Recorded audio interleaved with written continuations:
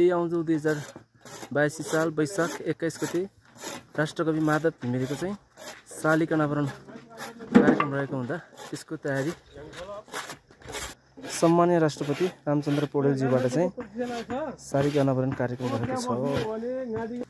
त्यसको तयारीको लागि सम्पूर्ण गाउँ बाहुनडाँडाका यङस्टर क्लबका साथीहरू तयारी काम गर्दै यता केटाहरू चाहिँ माटो हाल्दैछन्।